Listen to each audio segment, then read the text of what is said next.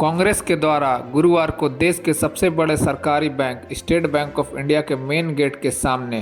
केंद्र सरकार और एसबीआई बैंक के खिलाफ प्रदर्शन किया।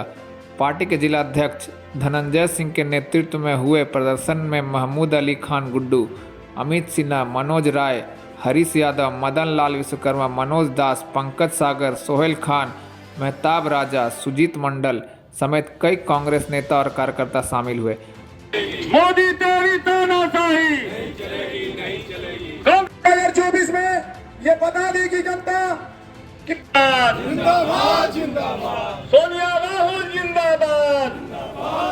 राम मंदिर की बात करते हो, अरे राम मंदिर तो सुप्रीम कोर्ट की देन है जो आपके। मौके पर पार्टी के जिला अध्यक्ष धनंजय सिंह ने मोदी सरकार के खिलाफ नारेबाजी करते हुए कहा कि उच्चतम न्यायालय द्वारा इलेक्शन बॉन्ड को गलत करार देकर केंद्र की भाजपा सरकार पर कड़ा तमाचा जड़ा है।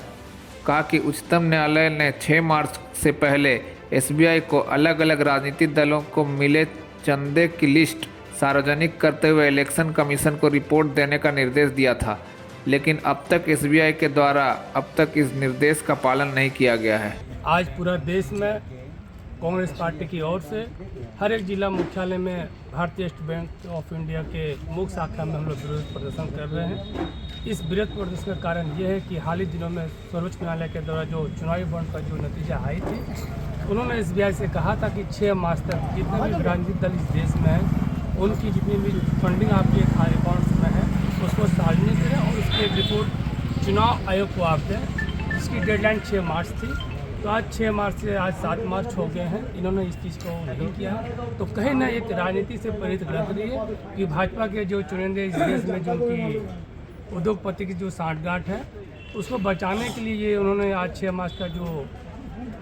निर्देश था सुप्रीम कोर्ट का कि आप इसको क्लियर करें, नहीं किया। तो जो रिजल्ट आ रही है एसबीआई का, जो इन्होंने अभी स्टेटमेंट दिया हुआ कि मैं 30 जून तक इसको मैं बताऊँगा, तो लगता है कि 30 जून तक तो चुनाव भी ख़त्म हो जाएंगे, नई सरकार भी गठन हो जाएगी। तो जो देश जो जाना चाहती है सो एसबीआई उसको क्लियर नहीं करना चाहती है। तो निश्चित रूप से एक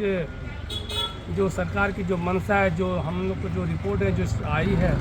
जो पैसे हैं जो इस अकाउंट में एसबीआई में चुनावी दल के सभी राजनीतिक दल में, उसमें से 55% भाजपा वाले को ही पैसा है। इस पार्टी के द्वारा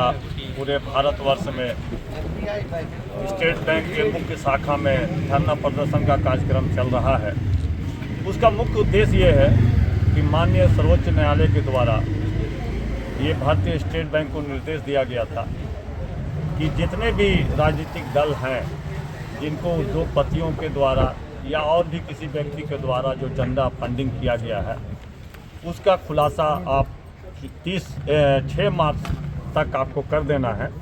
लेकिन भारतीय स्टेट बैंक के द्वारा उसका खुलासा अभी तक नहीं किया गया, जो सरासर गलत है। माननीय सर्वोच्च न्यायालय का आदेश का अवहेलना है और ये कहीं ना कहीं हमको लगता है कि भारत सरकार के द्वारा माननीय मोदी जी के दबाव में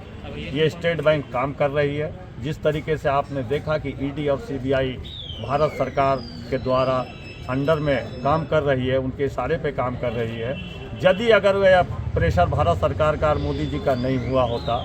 तो निश्चित रूप से 6 मार्च को ये खुलासा हो गया रहता कि किस राजनीतिक दल का कितना फंडिंग आपके यहाँ जमा है।